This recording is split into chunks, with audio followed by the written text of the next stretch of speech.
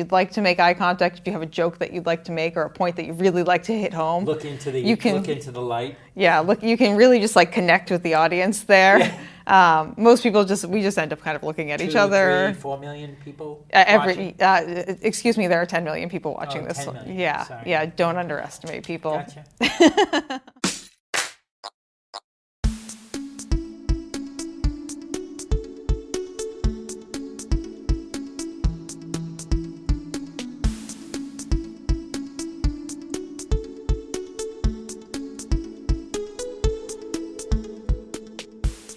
Hello, and welcome to Runnah, running on Cape Cod, Massachusetts, and beyond. I'm Juliana, your host. Welcome back, everyone. And today, I have a very special guest. I have the president of the Falmouth Road Race and also the owner of Ghelfi's. Is it Ghelfi's Chocolate Import? What's the total? Ghelfi's Candies of Cape Cod. Ghelfi's Candies of Cape Cod. Yes. Or as everyone shorthand just calls around here, Ghelfi's. Ghelfi's. Yep. So that's why I didn't know the whole title. And you spelt it right, so thank you very Wow, much. look at me. Pronounced it right. Okay. Great job. I'm pretty proud of myself because I'm usually really bad at that kind of stuff. You did great. So, but this is Mr. Scott Ghelfi. Welcome, Scott. Thank you, Juliana. Thanks for having me. Yeah, I'm excited to have you. I would say you are probably one of the people I would put in the institution of Falmouth running. You are just part of the Falmouth running scene as like a permanent statue. Here you are. I don't know if I deserve to be there yet, but you're making your way up there. But yeah, I mean, kind of being part of the Falmouth Road Race, you're kind of, you're in the center of it all. So yeah, I've been running a while and been part of the road race a while. So yeah. Yeah, and I will say you're definitely part of the lore of Falmouth now, especially since your son-in-law, who was a previous guest on here, is Ben Flanagan. Yes. So that I feel like that's one of the stories that people just like to tell around here because it's just kind of one of those like little meet cutes and it's just kind of like a fun little positive story. And, I mean, all of my volunteer work, all of my involvement in the race has come together and I got a son-in-law out of it. It's kind of been the best part of it all. Yeah. You got to go watch him compete at the Olympics in Paris. Yeah. That's pretty freaking cool. Yeah. I love that. But let's start out with where does the Scott Ghelfi running story start? Where is the origin story start here? Let's take us back to, say, 8th grade. Okay, so like 1805. Yeah, right. 1776. Best friends with Jefferson. Okay. Yeah, I was a very small hockey player. Growing up, I was the smallest kid, boy or girl. And you're from Falmouth, correct? I'm from Falmouth. That's what I thought. Okay. But I thought I was going to the NHL, despite the fact that I was as small as I was. Big dreams. But some point in the summer of 8th grade, I had a good friend, Rob Sederman, whose dad was a runner, ran marathons, ran the Marine Corps Marathon. That was his big marathon back in the day. But he was, runner, skier, hockey player, very active guy. And I happened to be Rob's best friend. And I got to be his +1 pretty much anything they did. Skiing, going to a hockey game, going to a road race. And that's where it all started for me. We took a trip to the Vineyard that summer. And Ron Sederman signed us up for a 5K. Oh, okay. I had I'd never run before, not training, not to be in shape, nothing. And, just straight out the gate gonna run this 5K. My suede Pro Keds. Oh, Jesus. And, but we ran this 5K road race, and I happened to win my age group. Wow, and a pair of suede Keds? Yes. That's pretty impressive. So Mr. Sederman was very excited for me and said to me, you have to come back when we get back and you have to run the Falmouth Road Race. I didn't even really know what the Falmouth Road Race was at that point. Yeah. But, foreshadowing. Okay, maybe I have a little talent at this. I don't know. Let's give this Falmouth Road Race thing a try. And so he signed us up. And me and Rob and Mr. Sederman and a couple other friends all ran the Falmouth Road Race that year. And that was before the lottery, right? It must have been. Probably. I think we could just sign up. Yeah. And kind of like how like originally with the Boston Marathon, you used to just be able to like sign up and. Yeah. I can't remember that there was a lottery. Whatever. Yeah. 1977, 78. Yeah. So probably pre-lottery then. Ran my first road race. I ran 52 minutes, which. It doesn't sound great, but as a 14-year-old, not bad. That's pretty good. So, and after I had finished, Tom Turkington, who would turn out to be my cross-country coach in high school, was there, and he said, "You're a runner. You need to come out for cross-country." And I said, "No, I'm a hockey player." And he said, "I will be going to the NHL. Thank you so much." You're a runner. And I kind of was like, "Yeah, no." And but when I tried out for the high school hockey team and did not make it, sad. He was there to tell me, "See, you were a runner," and thus my running career started. And, okay. Tom put me in a JV race, and I won my first JV race. Wow. And that's pretty good. And went right to varsity, and had a nice little cross-country career, track career in high school, and I was one of many, many good runners back in the day. We had a stable of, we were led by Brian Mahoney, Dennis Cullinane ended up coming here. Okay, yeah. Eric Mello, Chris Funkhauser, Ted Farrell. I mean, all guys that were just absolute studs, and compete at the state level, and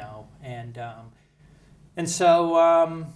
So I was one of a bunch of really good runners that we had, and when we got to my senior year, we won the state championship in cross country, winter track, and spring track. Wow. So that's impressive. So so you're like on an all-star team, just like killing it left and right. You thought you were a hockey stud, but really you were a running stud. So I was never running number one for our team, but I was always in the mix. And, contributing. And had a nice little high school career. I went on to run at UNH. Oh, okay, University nice. of New Hampshire. Yeah, both my parents went there, actually. Did you? Yeah. Nice. Yeah, weird connections, here and there. Yeah. Not very successfully in college, but but I got in a lot of miles and made a lot of friends, and got out of college, and Falmouth.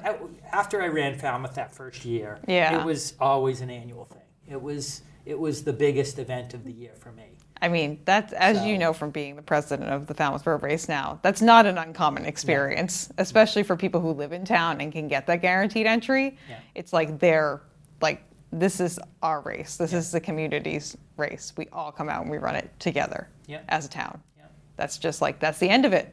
We're all here. Yeah. Are you not coming? Why aren't you coming? But that was my Christmas every year. I look forward to that. I tried to better my times every year, and at some point it was the big deal to get under 40 minutes. And okay, did you do it? I did get under 40 minutes. Nice. And then under 39, and once under 38. Wow, you got me beat big time. That was my one PR. That's impressive, actually. Over the years, my family, my parents would house runners. They would volunteer. We would all volunteer as a family. Yeah. So it just kind of became part of who you were as a human and as a family and as as a town. Yep. This is a town led / volunteered and powered race. I would say the Falmouth Road Race specifically. Yeah, absolutely. I mean, we have 1,500 to 2,000 volunteers, which is bananas. It, and especially now that we give back so much to the community, I mean, there probably isn't a nonprofit organization in town that has not received some sort of financial assistance from us at some point. I would agree with that, with the number of Falmouth Road Race logos that I've seen with my own two eyes on things. Yeah. You kind of contribute to everything. But after college, it sounds like you were kind of just after college, you weren't really competing or anything running. Well, actually, so getting out of college, I did compete for a while. Oh, okay. So I probably spent I have to figure out when my kids came. My kids that was the start of, my running career kind of coming to an end. Piddling out a little bit. Until I rejuvenated it again in my later years. But I did, I ran my first marathons. Cape Cod was my first marathon. I ran New York. Nice. I ran Boston. I ran Chicago. Awesome. So I did a bunch of marathons, ran a lot of road races. Got pretty competitive. And but then, kids came and demand some extra time out of you. And so just the running, was just more to, I'd run a couple times a week just to stay fit. Yeah. But, racing, I think I went probably another 20, 25 years and didn't run a race. Really? So that's interesting. So I just, involved with the kids stuff. I was coaching. I coached a lot of hockey. Okay, back to both those. My kids played hockey. They were both golfers, so we did a lot of traveling for that. So the road racing just didn't fit into my schedule. Yeah. But I kept my foot in it a little bit. Yeah. And then in 2010, I was asked to be on the Falmouth Road Race Board. Oh, okay. Being here, being a business person in town, being involved in the race, at the capacity that I was involved in.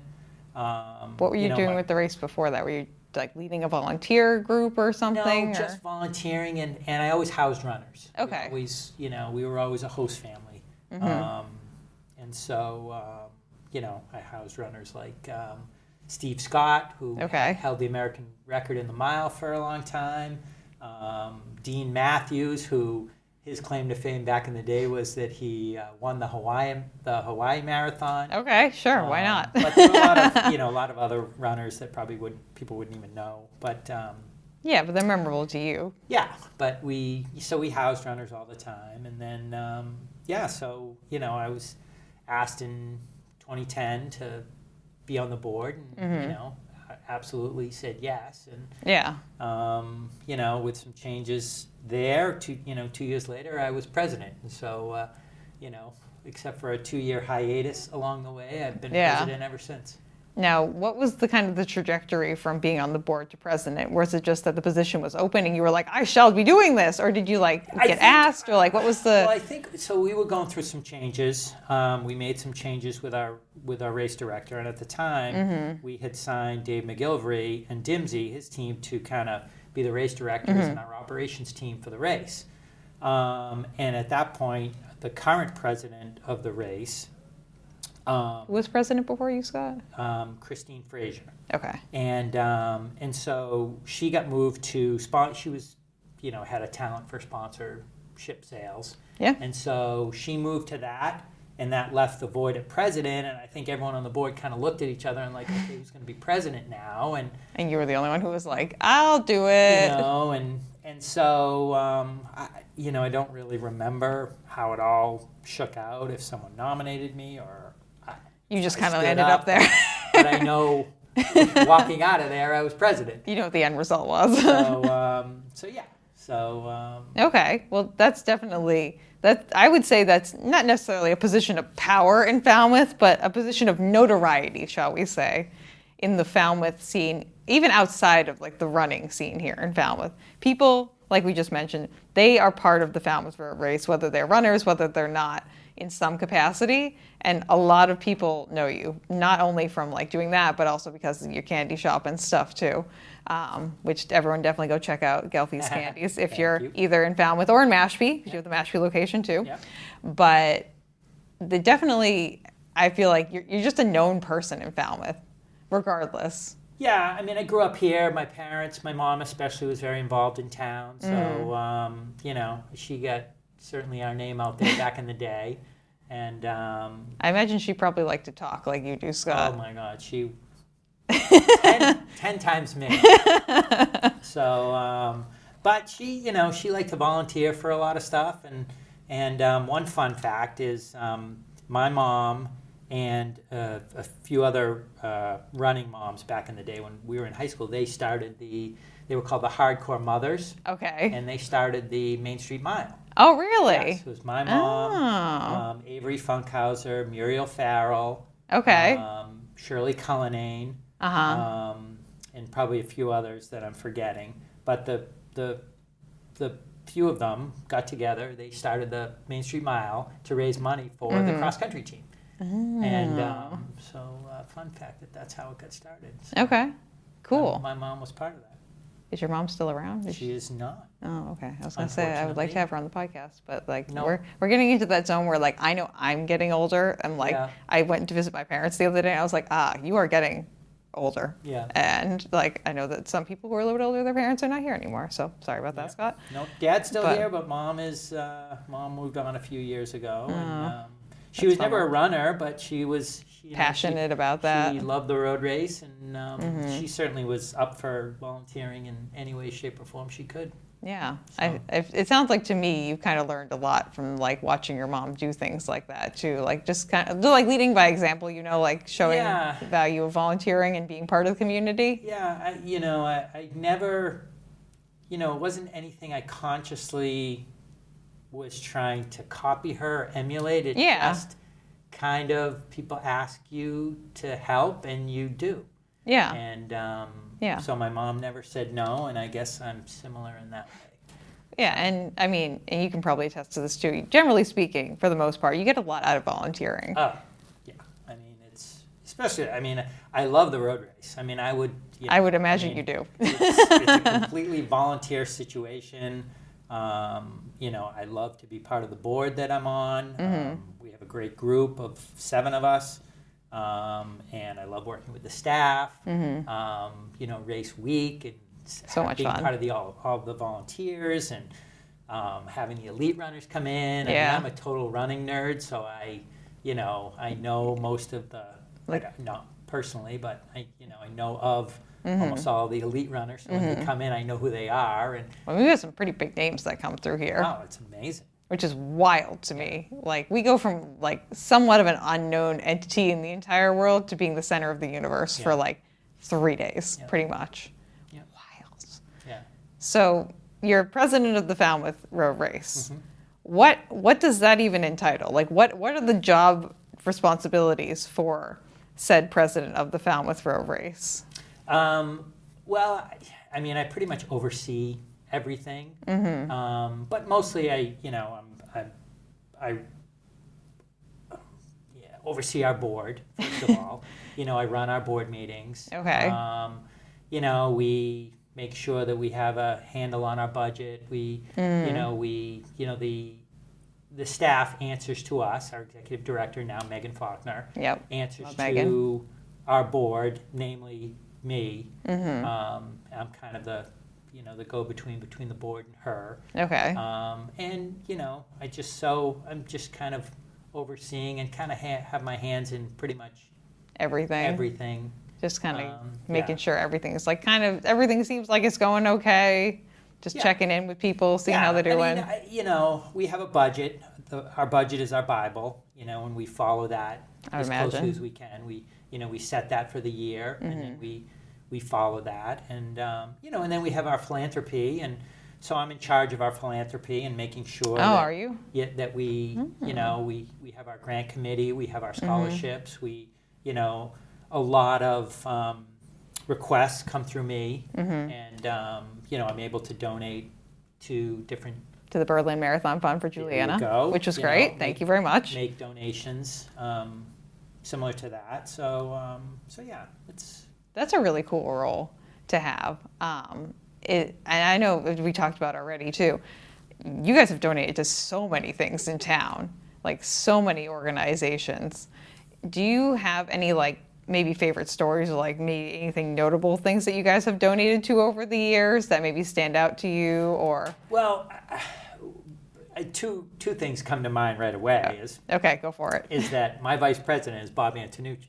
Okay. So the gym floor at the high school is the Bob Antonucci court.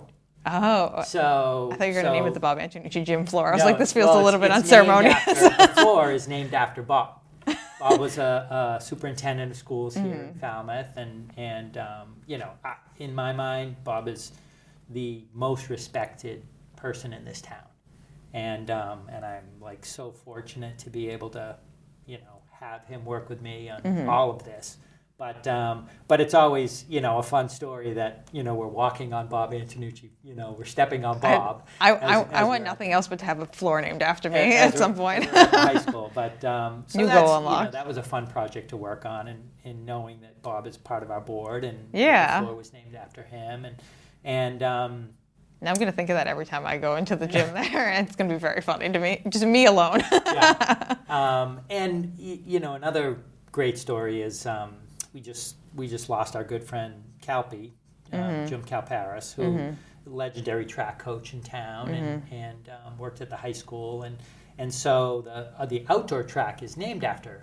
Oh, okay. It's the James T, I think his middle name is James T. Calparis. Okay. Track, and nice. So when we resurfaced it several years ago, I worked on that with Ghelfi. Oh, and okay. So that was a lot of fun to be part of that with him and work with him on that. And then just, Ghelfi was always, looking for ways that the road race could help certain entities in town. So, for so sure. I got really close with Ghelfi and got to work with him on different things. Well, that seems like it aligns directly with like you being the philanthropy lead. Yeah. And just trying to figure out, like, hey, how can we enhance the community? How can we give back to the community? Yeah. That clearly, like, shows up and shows out for us on race weekend. Yeah. And is just, like, ready to rock and roll. How can we, like, make this a reciprocal relationship? Which I feel like you have one of the funnest jobs is doing, like, the community outreach and, the donation. You're bringing joy. I get to play Santa Claus. I was going to say, you get to play Santa.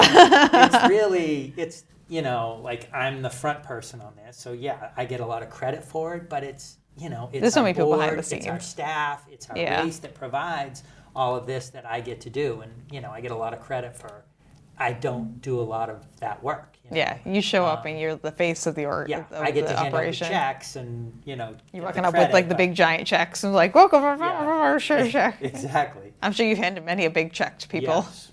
We have a big check that we take pictures with. Yeah. So, and then I can't not talk about all of this without talking about Tommy Leonard. Legend. One of, probably, being part of the road race and getting as close to Tommy as I did was, one of the greatest gifts that I received. Yeah. And,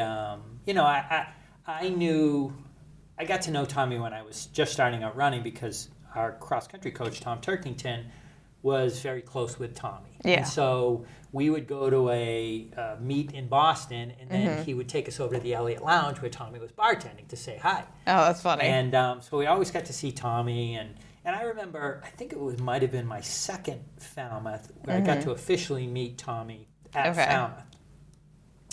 And then fast forward to the next summer, and that year in cross country and track, I had some good races, and maybe it was in the paper a time or two. And then I remember seeing Tommy the next summer when he came back. Yeah. And he remembered my name. He talked about the races I was in. I read about you here. He was amazing like that. He was. And pretty good at remembering things. He really was. And fun fact from my side, Scott, because I moved here in 2017. I didn't grow up in the area.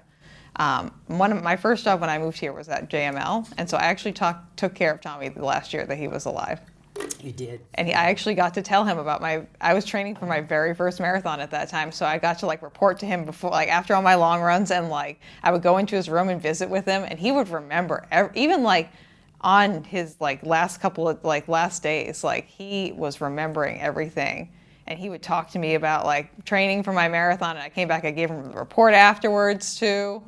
I kind of feel like it's a little blessing in disguise, a little nice thing that happened. But yeah, I will attest, even in his last year of life, still very, very good mentally. Yeah, he was great. I mean, he would get tired. I would visit him a lot when he was in the hospital and then JML, and mentally he was great until he was like, okay, I got a nap. And, he would tire out a little bit. But I mean, honestly, compared to the other people who were in the nursing home that I was caring for, much more mentally aware and alert and remembering than but always most so of them. Positive.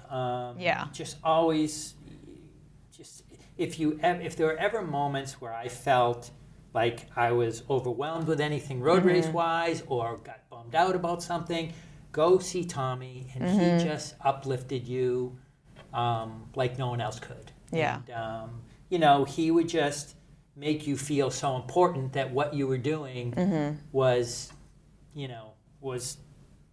was great. And so he was just amazing like that. And, I was so fortunate to be friends with him. And we got to take him up when Boston dedicated the bridge to him. There's a bridge up in Boston that you run under, I think, with 2 miles to go in the marathon, maybe a mile and a half. Yeah, I think I know what bridge you're talking right near about. The Elliott, where the Elliott was. But that year that they dedicated the bridge to him, we got a bus. We had a whole crew of people that went up on the bus, and we got Tommy up there and wheeled him in the wheelchair. Aww. And that's sweet. So that was a great day, and he's certainly missed, but I try to keep that energy in the forefront of my thinking when I'm doing all things road race. It's kind of like believing in the best in people. Yeah. And just being that person who's like, we got this, friends. Yeah. I mean, he was just an amazing human being that, he was never married. He didn't have kids. He grew up in an orphanage. Yeah, I remember reading that history on him. He really, he was a bartender. He never owned a house. He never drove. When he was young, he realized that he had a choice. He's like, I either have to quit drinking or I have to quit driving, because they do not go together. So he quit driving. Because he loved his beer. Oh, Jesus Christ. So he never drove, and he relied on others, but he always, his enthusiasm and his just love of people, and I mean, he had his funeral filled the wake they had in the church. I've never seen that before, because it was such a big wake.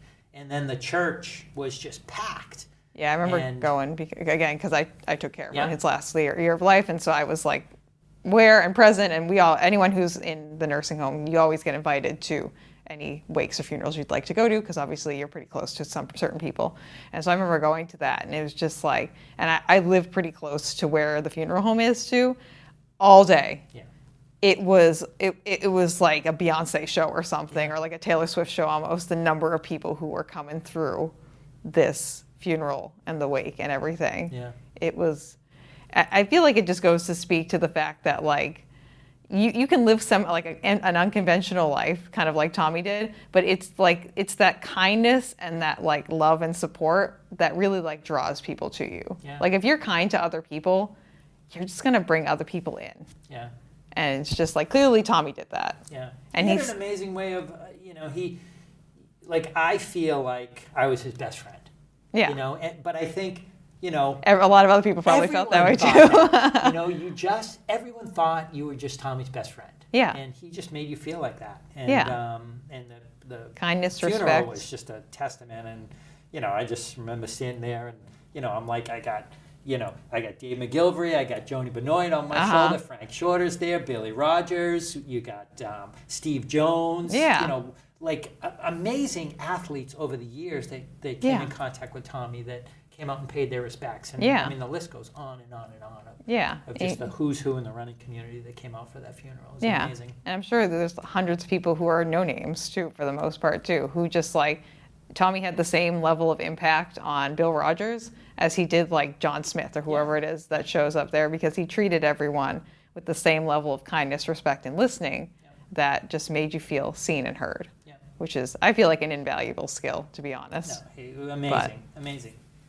Yeah. So never forgotten. We will never forget him. Yeah. Well, and he gets honored every year at the road race in some capacity. And it's nice how we have like the little mini Tommy heads on the road now too, which is kind of fun. Mm-hmm. Yeah. I think that's kind of fun. That's a fun little, like, whoever did that little graphic design, I think it did a great job. Brilliant. Yeah, fantastic. It was, having his little stash. Yeah, it's really cute. It looks just like, you know exactly who it is when you look at it. Yeah. And we have the statue of his hat that's right across the street from the quarterdeck now. Yeah. Which is great. Is named in his honor. Mm-hmm. We have the plaque down in Woods Hole. Yep. And there's a Tommy Leonard bench at the Heights. Oh, yes, you're right. Still there. It's a little beat up. Needs a little help. Maybe needs to be zhuzhed up this year. Yeah. Put that on our to-do list for some point. Yeah, and then we have Tommy's place that that is named Yeah. after him. Yeah, and So does the road race have like any direct connections with that? Is that something that you do things with, or is that well, like we, its own you know, entity? we have certainly donated it to them financially, but no, we don't really have any connection. Except for the fact that it is like in the name of Tommy Right. Leonard and in Yeah. the spirit of Tommy Leonard. But we support them and and help them any way we can. Yeah. For sure. I think that's fantastic. And I mean, obviously, Tommy Leonard has played a pretty positive role in your life, like, and a pretty positive influence, and I think that's great. And it definitely, for you, and I know for a lot of other people, has translated into like the road race and having like positive views of that, and like also the Falmouth community, which I think is fantastic. So, thank you for sharing those stories, Scott. You're welcome. So, but we talked about like the charitable side of being the president of the road race. We talked about Tommy Leonard. I guess for me, what's your favorite part of being the president of the Falmouth road race? If you like could pick one thing, and I know this is probably going to be hard, Scott. If you could pick like one, maybe two things that you think are like the best part of being the president of the Falmouth road race, it could be just something small. You're like, yeah, I get to hand off like what is there a trophy for winning the Falmouth road race? I wouldn't know. I'm not going to win We it. have medals. Okay. Let's say I'm never going to win it, so I don't really know. I mean, honestly, We could ask Ben. I know, right? I mean, He's won 3 times. He'll know. I know. I mean, that talking about Ben, that that could segue into perhaps my favorite road race moment. But as far as my favorite part of it, it's like when that expo starts and you walk into that and all the people rush in after their numbers and everyone's there volunteering. I mean, it's just, it's just such a cool moment because you've worked all year for this week and, you open that door the first time and there's a line out the door and it's crazy. I love it. I mean, the expo goes on all weekend, but people are lined up. They're ready. At Thursday afternoon to come in because they want to get their number first. I mean, that's just, and seeing all the volunteers is just, but, having, all of this and all of the, effort that I've put into this to think that I have a son-in-law out of this through my interaction with the road race. Yeah. And for people that don't know, I mean, the story has been told many times over. But for those that don't know, Ben was a University of Michigan track athlete. He had just won the 2018 NCAA championship in the 10,000 meters. I had never met Ben, but I follow track and field, so I had watched that race and watched him win, in an iconic finish, and it was a super exciting race. He's got some good finish line pictures. I realized that when I was looking up pictures for the podcast the other day. I was like, oh wow, Ben takes a lot of pretty good finish line pictures. He knows how to finish. Yeah. And, so fast forward to our race in August, and I didn't even know that he was coming to race, and I was actually working runner services that day, and I look over and I see a runner come in with Michigan swag on, the whole outfit, and I called someone over and I go, hey, who's the Michigan kid? Yeah. And they said, that's Ben Flanagan. I go, why is Ben Flanagan here? And no one even asked us. So my daughter was an athlete at the University of Michigan as well. Didn't know Ben either. Yeah. But she was she golfed on their golf team. And so I said, geez. And they were like, oh, we didn't think about it, Yeah. But, but I said, when you get a chance, have him come over and introduce himself. Well, about a half hour later, our housing director came over and said, hey, do you want to take Ben? His housing just fell through.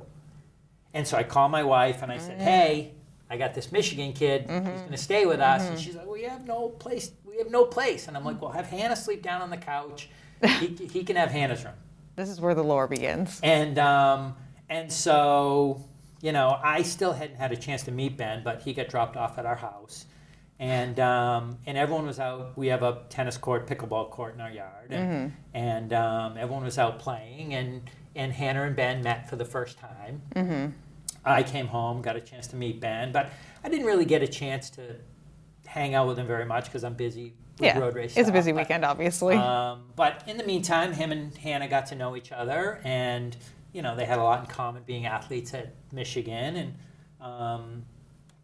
and so fast forward to race morning. I'm driving Ben to the race, and and Ben was listed. We had a media kit. We had 25 names of all of the elite athletes. Yeah. Everyone had a bio. Yeah. But at the bottom, number 25, Ben Flanagan, University of Michigan. That's it. No bio, no nothing. You're like, great, I know so much about this kid who's staying in my house, and I've interacted with maybe 3 times this weekend so far. I mean, I knew of Ben, but I didn't think anyone that was in college really had any shot of winning our race. Yeah, because he wasn't like a pro-sponsored athlete or anything at that time. He's just a very, very good but college athlete. Correct. So I'm driving him. We have arrangements I'm going in early, so I'll drive you to the bus. Yeah, you're like, good luck, kid. Slap him on the back, kick him out of the car. So I'm in the car with him, and I'm like, so, how you feeling? How you think you'll do? And he's like, well, I'm feeling pretty good. I've been running well lately, and, I think, if I'm in the mix at the end, I think I can win it. And I'm like, and I looked at him. This is a ballsy kid right here. Win it. He goes, yeah. He goes, I know these guys, and I think, I think I'm right there with them. And if I'm there at 6 miles, I think, I can beat them all. And I'm like, okay. So I started thinking, okay, he's never been on the course. He needs to know a bit about what's going on. So I kind of quickly went over the course with him. Told him about the first 3 miles and how hilly that can be, and then you come out onto the beach and you get roasted like a fried egg. You get fried. Yeah. And then, but I basically said to him, I go, look, I said, you're gonna, start after 6 miles. You're gonna start moving uphill, and then it's gonna take a left-hand turn, and you're gonna have a pretty good hill right there. And you keep going. And I said, if you're in the mix and you want to win this race. When you hit that hill, you got to be in the lead. Yeah. Because it's tough to overtake someone on that hill. Yeah. I said, you want to get on that hill, you're going to crest, pick up the pace, and I said... Float down. And, and so I gave him this tip, drop him off, and now I'm at the start. So I'm announcing, as you know. I announce at the start now. I mean, at the finish. And so it's my job, really, to kind of call out the local runners, kind of find the local runners, call their names out. I get a shout out every year, Scott. That's we look for you. So I'm going to be. You're highlighted on my list. So I look forward to it. As the person who a lot of the times is announcing other people's names, it's nice for me, like for the one big race that I do like locally every year, to just like have my name announced. Yeah. So it's just kind of fun. People love it, It's kind of fun. And so I've gotten a little bit better at it. We've gotten a little more organized with it, and we make sure we have a list of as many local runners as we can, and I try to pick out others that might not be on the list. But, but this year, I'm at the start. I'm with Mark Davis, and we're calling the finish line stuff, and the race starts, and Tony Revis, a legendary track and field announcer, is on the lead absolute vehicle. Pro, yeah. And so he's announcing the first mile or something, and then the feed cuts out. So we have no feed. Oh. We have no idea what's going on with the race. Is that because the internet dropped out or something? I mean, I'm no techie, so I have no idea what the heck happened. But you also know how terrible it is to get a signal down on the field. Yeah, I think through that area it's pretty tough. But we lost all contact. Tony was announcing, but he was just announcing to nobody. Speaking into the universe, just saying things in that big, bold voice that he has. So, so at some point, he called me or I called him just to kind of get an update so I could like what's going on. And he basically was like, it's just a big, group of guys, all together. Steven Sambu had won 4 straight, was in that mix, along with other top athletes. And I didn't know if Ben was in that pack or not. Yeah, it's just like a blob of dudes are coming out this way. So fast forward now, the lead vehicle comes through the finish. Tony jumps off. I grab him really quick, get a quick interview. Yeah. Tony, give us an update on the race. And really in my head, I just want to know if Ben's in the pack. Yeah, you're like... He had told me if like he was in the mix at 6, he had a good shot of winning. The kid who's staying with me said Right. that he could win. So, Right. we got to test and make sure, see if this kid was lying to me or not. So I said, Tony, give us an update. He goes, it was still a big pack at 6 miles, and it was Steven Sambu and Scott Fauble and Lenny Career, and he's naming off all these guys, and I want to hear, if Ben, without saying, well, was Ben in there? I didn't want to, and then I look to my right, and I look up the hill, and here comes Ben in first place. Here comes that little blob of black hair and coming up over the top of it. I just yelled, and Ben Flanagan from Canada, and I lost it. my mind. Yeah. And screamed Ben's name a number of times, and he came down the line, jumped over the finish line. And it's a pretty good finish line picture from that year, too. Yeah, it was just, an amazing moment. And of course, his whole family was here. Mm-hmm. The partying afterwards, we were at the Kuna Messed. Mm-hmm. Him and Hannah really got to know each other that night. And I think I got a lot of pictures from people. They sent me pictures saying that, picture of your future son-in-law. Mm-hmm, there were jokes going on around that first night. But that's cute. But so Ben had 1 semester of graduate school left. Okay. So he was going back to University of Michigan. Hannah had 2 more years. Mm-hmm. And so, they went back to school, and Ben, asked her out. Yeah. And, the rest is history at this point. The rest is history. And, the wedding was October of 23, and now they're going to have my first grandchild in about 3 weeks. And that's what Ben was saying, because he was talking about his racing. He's like, I could have had to pick certain races because the baby is due soon. I said, that's fair. Yeah. Be a good dad, my friend. Yeah, the plan was to debut at Boston this year because he's transitioning to the marathon. Yeah, that's what he was telling me. But it looks like the baby kind of is maybe in the way there. But no, I mean, of all of the things that I've gotten out of the race, I son-in-law, got an amazing son-in-law, and now a grandkid. Yeah, and now a grandson or a granddaughter. Oh, his granddaughter. It's okay. I didn't know what the gender of the child was. Pretty cool. Oh, very cool. Like we talked about earlier, this is a story of Falmouth lore that I'm sure someone at some point will write down somewhere in the great history book of Falmouth or whatever, whoever the bookkeeper is for that, I don't know. And one of the neat things is Tommy passed away in January of 2019. Mm-hmm.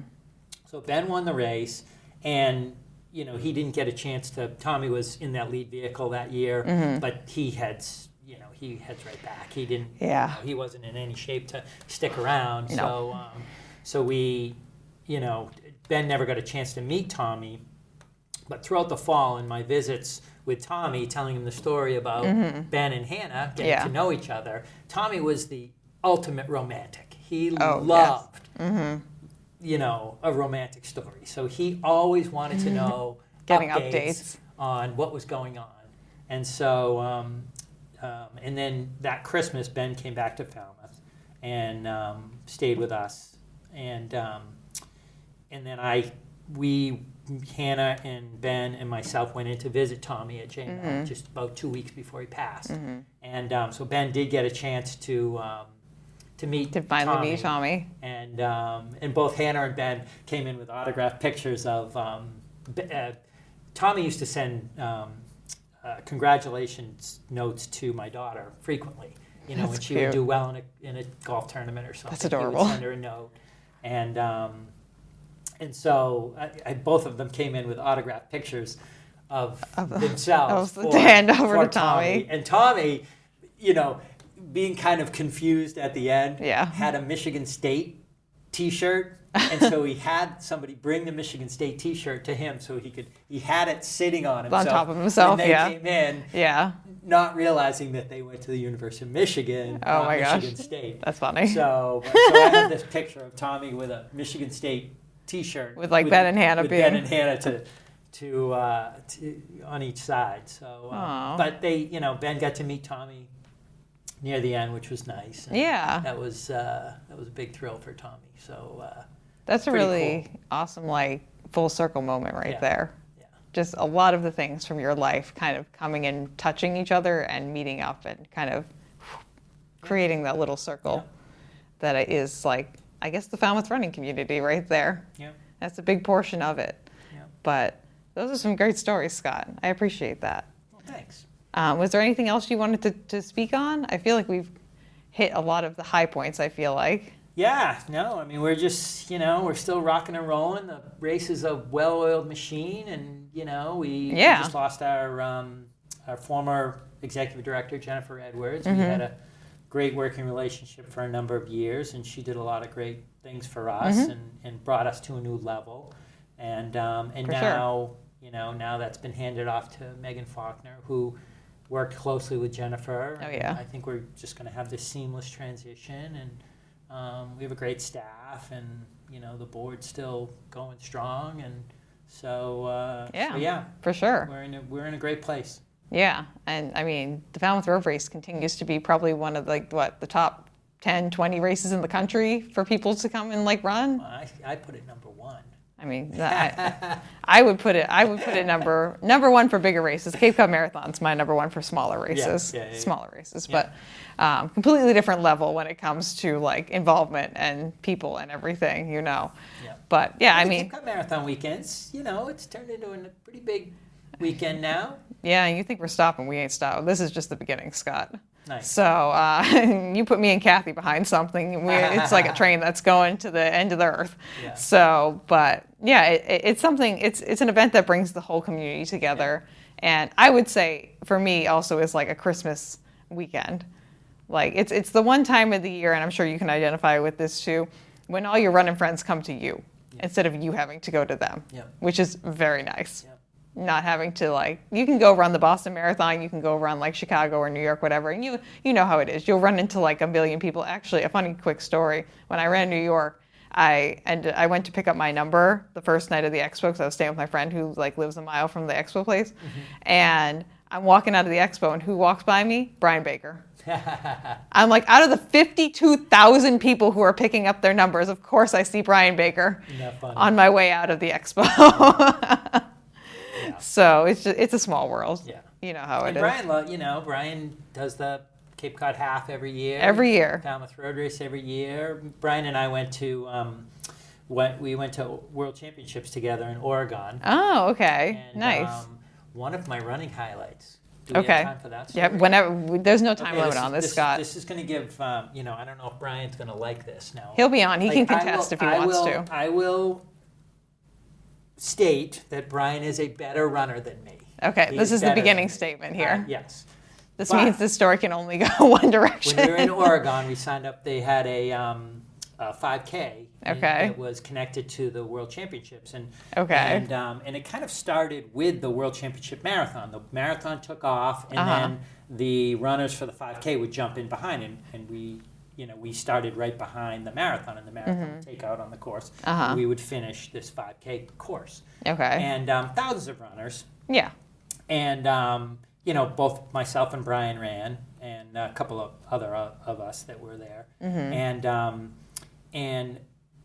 if I have anything over Brian, I think my leg speed might be a little quicker. Yeah. So I thought to myself, okay, I'm just going to keep Brian in my sights. He's not going to know that I'm there because he's better than me, and he's going to take me for granted. But I hung on him, and he wore his watch on his right hand, and he would always look at his watch, and I hung on his left shoulder. A strategic move there. Strategic. So I just hung there the entire race, and then with about 200 meters to go, I went full send, and I got the dub over Brian. There you go. So did you win an age category thing or anything? No, I just won the mano a mano against Brian.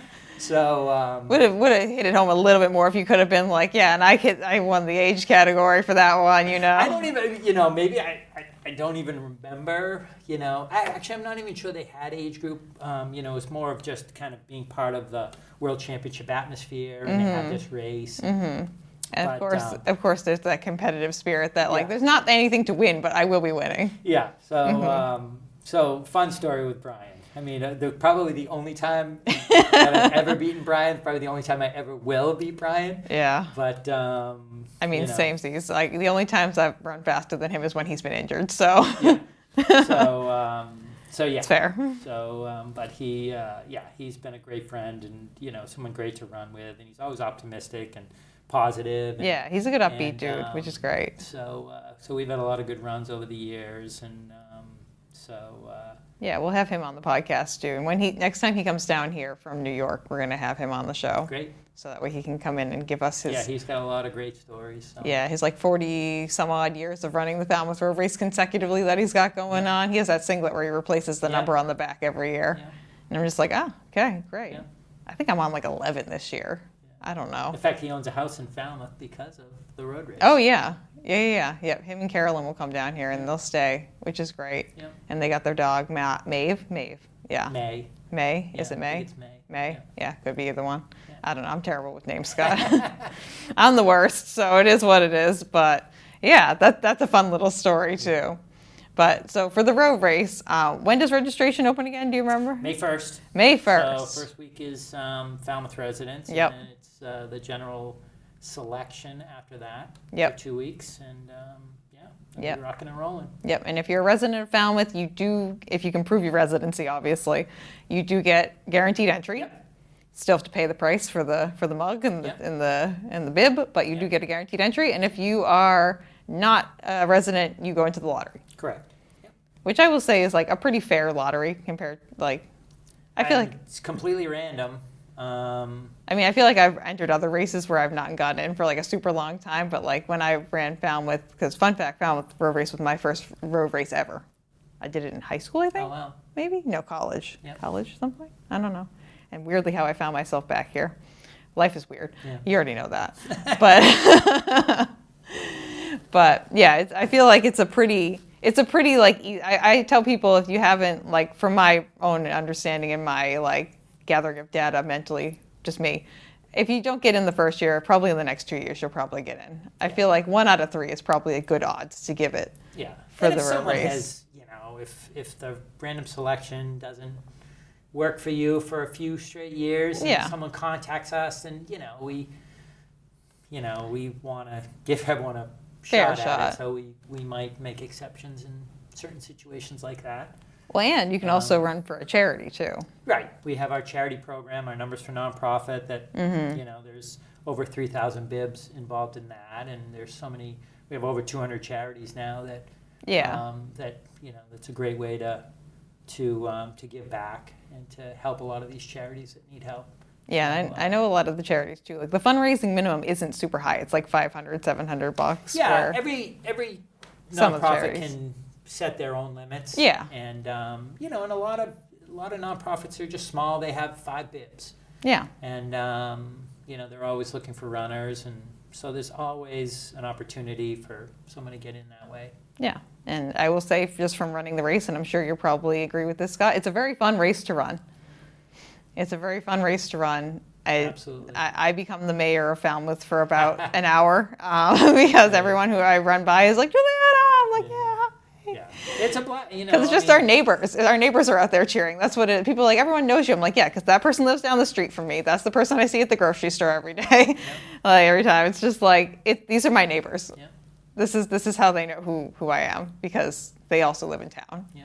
And it's a tradition for people to come out and stand at the same spot every year and watch the race. And a lot of people have their own little water stops that they like to. Or the guy with the hose, or like. Right. So I look forward to the gentleman who's on like the S curve, the curve on Surf Drive, like right past where the inn is, right there. Always standing on his lawn with the hose on the ladder. I'm just like, I look forward to that, because I know that you're there and I am ready for it when I come off a Surf Drive. Yep. I'm ready to get hit by a hose. But it's a lot of fun too, and we have like the cheer zones and stuff too. And it's just a lot of fun. Yeah. So, a lot of bands. Yep. So, it's a party atmosphere. Yeah. So if anyone's ever thinking about running the Falmouth Road Race, just do it. Yeah. Like, you're not going to regret it. Yeah. If you're a Falmouth resident and haven't run it and you're still able to. Yeah. Who are you? Yeah. Right. Losers. Come on. If you live here, this is a requirement of your existence here in this town. But it's a lot of fun. Yep. So, registration open on the 1st for residents, and then the next week for the non-residents. Yep. And we'll look forward to running it again this year. Absolutely. Be a lot of fun, Scott. Yeah. But thank you for coming on the show. No, this has been fun. Yeah. If anyone wants more information about the road race, do you remember what the website is? Is it FalmouthRoadRace.org? FalmouthRoadRace.com. Okay. So, yeah. Awesome. Yeah. So if you need more information, Everything's there. And, if you need to email us, we're info@FalmouthRoadRace.com. Nice. And we can get back to you, or just come in the candy store like a lot of people do. Yeah, let's give a shout out to your candy store. What's the website and the addresses for your candy store? Well, we're 228 Main Street in Falmouth is one of our locations. And we're in Mashpee Commons. Yeah. And online we are shipchocolates.com. Shipchocolates.com. Yeah. Okay, awesome. Well, thank you again, Scott, for coming on. You're welcome. Thanks This for was having very me. nice. And if anyone would like to get that information, I will put that in the episode description down below. What shoe do you choose to use, Scott Ghelfi? What you can give me either your favorite shoe right now, your all-time favorite shoe, or just some shoes that are top of mind. Well, I got to go with the A6 Metaspeed, the racing Yes. super shoe. Are you in the most updated version, or are you in the version back? I was in the most updated version. I don't know what that is now. Well, that's the Edge and the Sky. So my question for you was going to be, are you a Sky person or are you an Edge person? Sky. See, I'm an Edge. I got the Edge. Yeah, I'm Sky. I'm a shuffle. Oh. You got a little bounce to your stride. I land very much on the front of my foot, too, and there's more cushion in the front on the Just Edge. shuffle.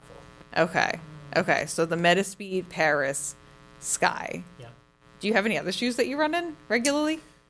Well, I have the on cloud runners. Oh, yeah. I'll run in those. But mostly, the A6. I like the Cumulus Okay. with A6. Much different vibe than the Metaspeed. So I run, but the Metaspeed's just for racing. Yeah, for sure. So, my marathons I've done with the Metaspeed. Okay. So, Okay, we choose to use the Metaspeed Sky then. Very nice. Okay, cool. I'll edit that in at the end. awesome. And if you'd like to get in contact with me, you can reach me at runnapod@gmail.com or runnapod on TikTok and on Instagram. And don't forget to like and subscribe. You don't want.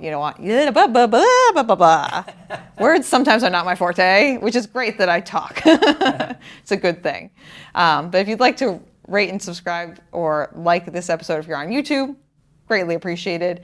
And we'll see you on the next episode of Runnah. And that is the end, Scott. Good stuff. Nice job.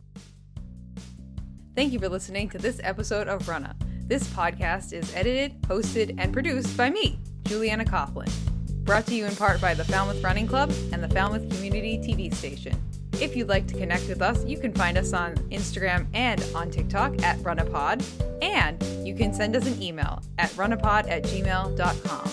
And our original theme music was brought to you by the one and the only wonderful Jeffrey Hutton. And keep up the great work. I'm proud of you.